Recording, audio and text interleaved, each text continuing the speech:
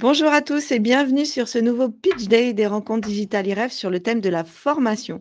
Je suis Elsa et nous sommes ravis d'accueillir aujourd'hui Romain Autage, le fondateur de l'enseigne Savoir OF Savoiria. Bonjour et merci beaucoup Romain d'avoir accepté notre invitation. Bonjour Elsa, avec plaisir.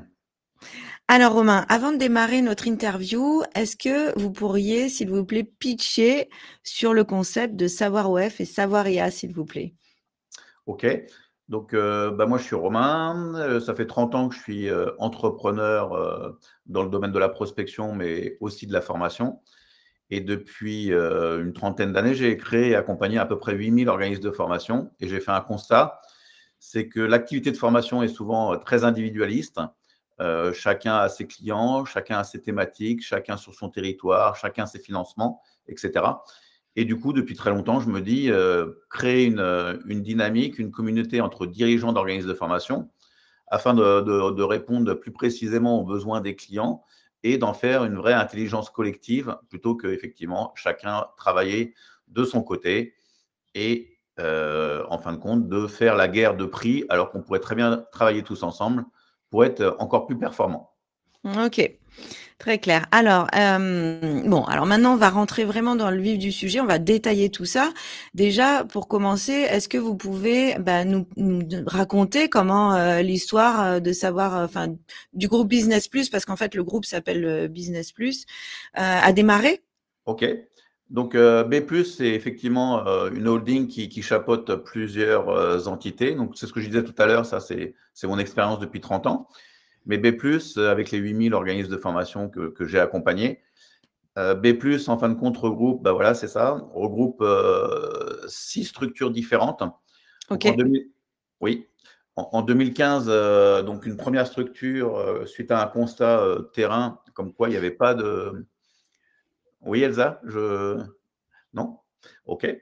Donc, qu'il n'y avait pas sur le terrain des gens qui étaient spécialisés dans la création et l'organisme de formation. Donc, du coup, j'ai créé un cabinet de conseil pour accompagner les organismes de formation. Ça, c'était 2015. 2020, j'ai créé Business Plus Formation, qui est une filiale qui porte des formateurs indépendants pour les aider sur les réglementations formation ou l'administratif.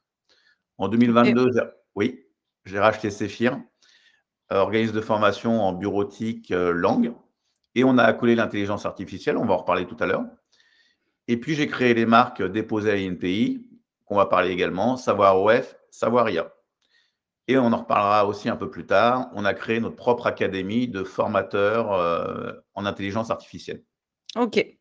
Alors justement, comment est-ce qu'on fait pour devenir un organisme de formation? Quelles sont les étapes, les différentes étapes?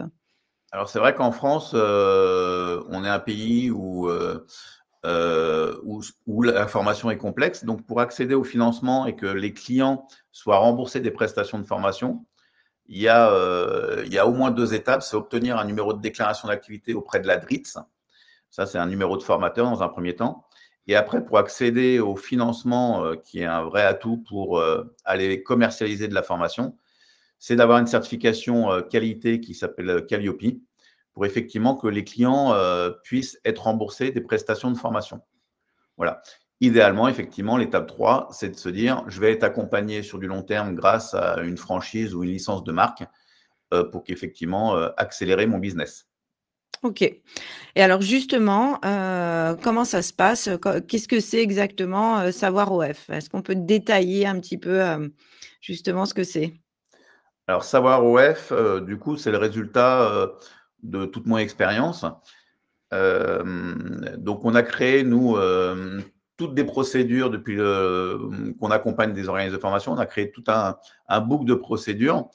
Je crois qu'on le voit après, dans la slide d'après, mais où on explique toutes les, comment fonctionne un organisme de formation.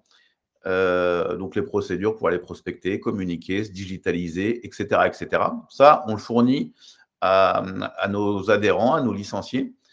OK. Donc ça, c'est mis noir sur blanc. Donc demain, voilà, vous avez un besoin sur la digitalisation, on vous donne nos préconisations, ce qui fonctionne chez nous depuis très longtemps. Donc ça, c'est une première chose.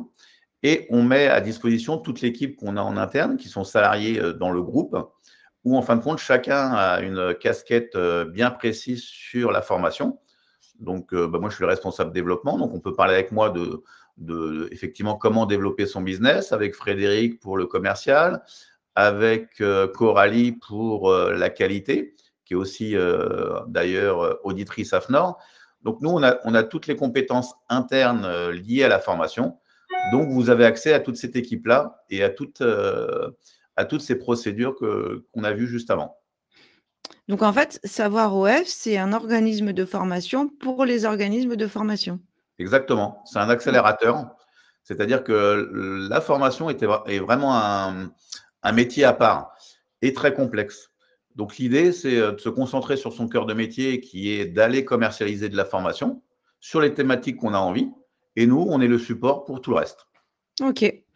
Et comment, enfin, comment vous procédez à l'accompagnement justement de vos licenciés? C'est une licence, hein, si je me trompe pas? Oui, c'est une licence de marque qui est sur 3 ans. L'idée, c'est on a vraiment un accompagnement renforcé. Donc, on a plusieurs biais pour l'accompagnement. Déjà, tous les trimestres, je réunis tous les licenciés et chacun fait l'état des lieux de où il en est. Et ensemble, en collectif, on essaye de résoudre les problèmes, de donner des pistes pour qu'ils s'améliorent. Donc, une réunion tous les trimestres. Ensuite, OK. l'équipe que vous avez vue tout à l'heure, elle est à disposition 5 jours sur 5 pour nos licenciés. Du lundi au jeudi par mail. Donc, s'il y a une question qualité, il peut contacter directement Coralie. Une question à moi, il y a mon mail direct, etc., etc. Ça, par mail, du lundi au jeudi. Et le vendredi, ils peuvent nous appeler. En plus de tout ça, en plus des réunions trimestrielles, en plus du mail du lundi au jeudi, du téléphone le vendredi, tous les lundis, nous, toute l'équipe est présente sur Beauvais, là où on a démarré l'aventure. Et du coup, ils peuvent venir autant de fois qu'ils veulent, tous les lundis, pour discuter avec tout le monde et travailler avec nous. OK. Donc, c'est vraiment un accompagnement sur plusieurs volets où, en fin de compte, tous les jours, ils ont une possibilité de nous contacter et d'avoir les réponses à leurs questions. D'accord. Et combien de temps ça prend de monter un projet comme ça?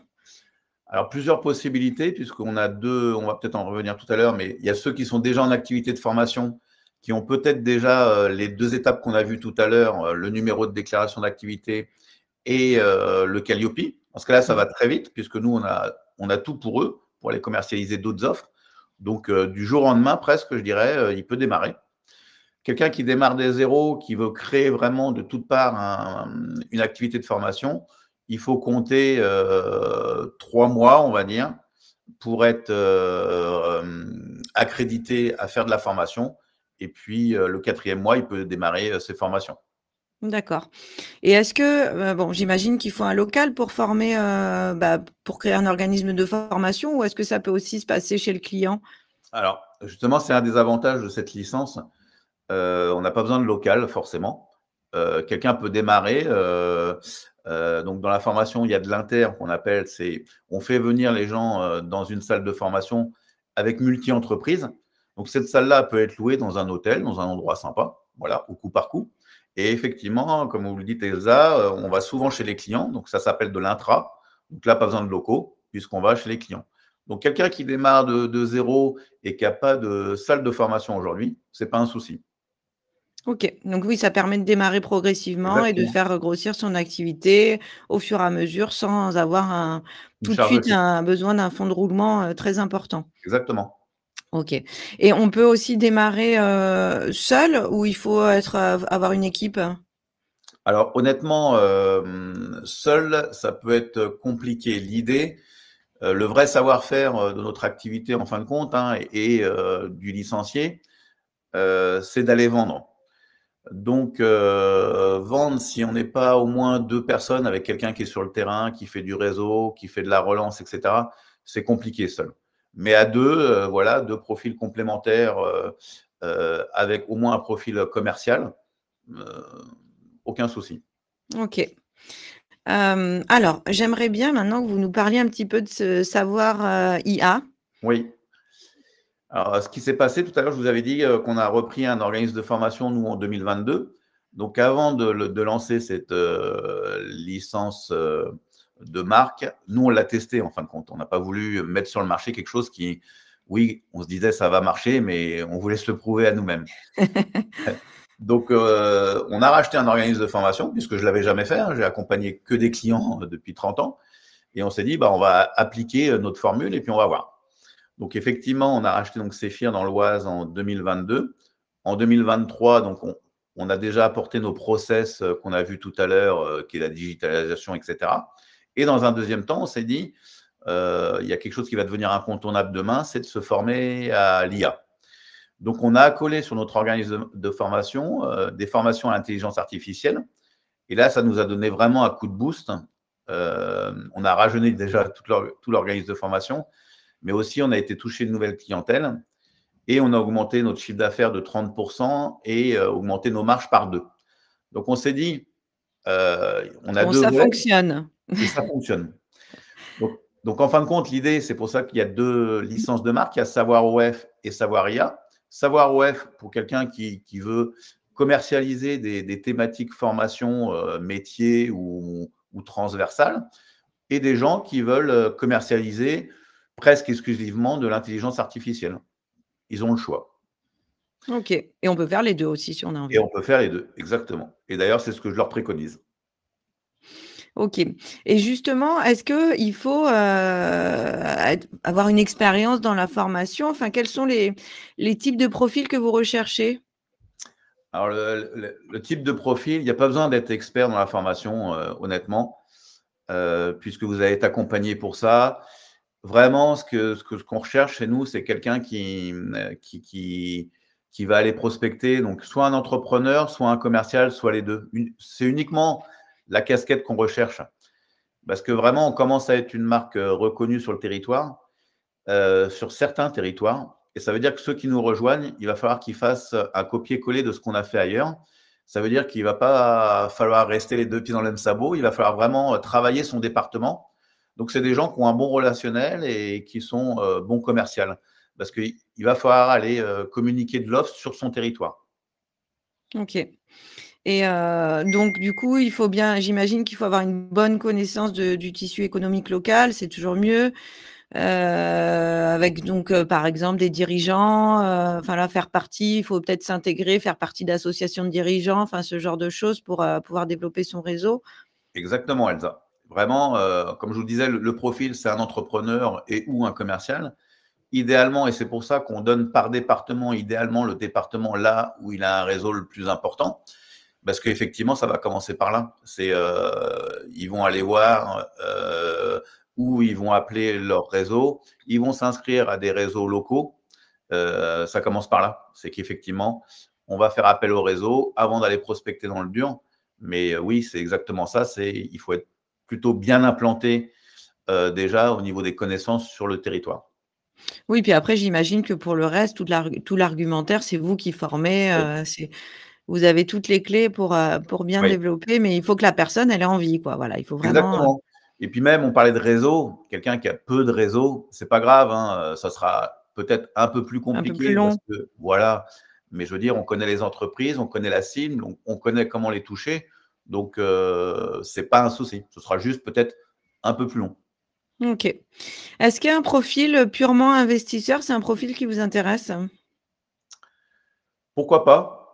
Si effectivement il y a ce qu'on disait tout à l'heure, il y a au moins quelqu'un qui est sur le terrain pour, aller faire connaître la marque, hein, c'est ça l'objectif de demain, c'est le challenge, qu'on soit implanté sur chacun des territoires comme on l'a fait sur certains. Pas de souci, pas de souci, hein, surtout qu'il y a un retour sur investissement qui peut être très rapide, avec une mise de départ qui est pas très élevée. Donc, oui, un profil investisseur peut nous intéresser et le concept peut l'intéresser également.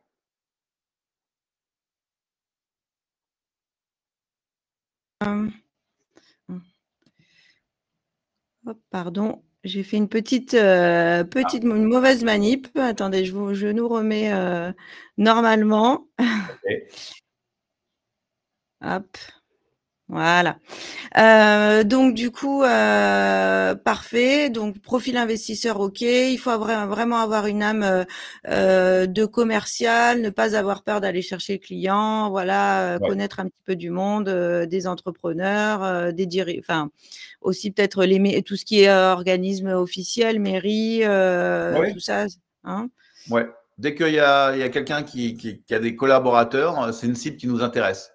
Voilà, on sait comment les toucher, on sait quoi leur proposer, mais effectivement, il faut aller les voir ou les contacter. OK. Et plutôt entreprendre à 2, ça aussi on l'a vu, important. Ouais, ça peut être pas mal. Et maintenant, j'aimerais bien savoir combien ça coûte, de rejoindre, le réseau, Savoir OF, Savoir IA? OK, et ben, on a fait un concept, où effectivement on a des droits d'entrée du coup, pour accéder effectivement à tout ce que je vous ai dit. Donc il y a des droits d'entrée qui sont de 12 000 € et après c'est du gagnant-gagnant, c'est-à-dire qu'on va se rémunérer sur le chiffre d'affaires. Donc ça va être OK. 15 du chiffre d'affaires, à partir de l'année prochaine. C'est 10 en 2024, mais ça va être du juste pour cette année. Mais voilà, au cas où des gens sont déjà opérationnels, pas de souci. Et donc, c'est juste une rémunération sur le chiffre d'affaires après. Donc, c'est pour ça que nous, on a envie que ça marche. C'est pour ça qu'on suit de très près nos licenciés pour que ça décolle, que ça fonctionne et que tout le monde soit gagnant-gagnant et tout le monde gagne sa vie. Donc, voilà. Donc, c'est pour ça que j'insiste sur effectivement dire, voilà, il faut aller voir les gens, on sait le faire, le concept fonctionne, mais il faut aller chercher un petit peu de chiffre d'affaires, donc pour que chacun gagne sa vie. OK. Bah, très bien, Romain. Bah, je vais vous laisser le mot de la fin pour conclure. OK. Donc le mot de la fin, vraiment le concept, il est important pour nous. C'est ce que je disais au début, c'est on a vraiment envie de créer une communauté. Donc c'est vraiment une communauté de dirigeants d'organismes de formation ou de futurs dirigeants d'organismes de formation, mais qui ont un esprit de partage.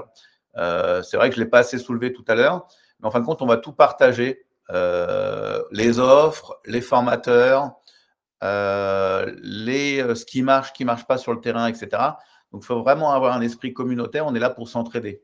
Donc, on parle de l'intelligence artificielle, mais nous, on se plaît à dire que grâce à cette communauté et à cette licence, on fait de l'intelligence collective.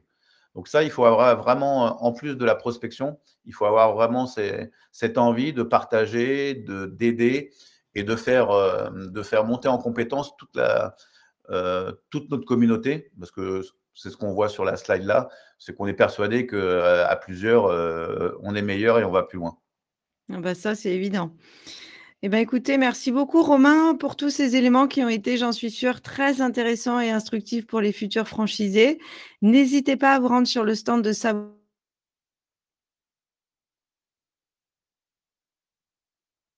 prendre directement contact, souhaitez démarrer, bah, une nouvelle aventure avec Savoir OF et Savoir IA.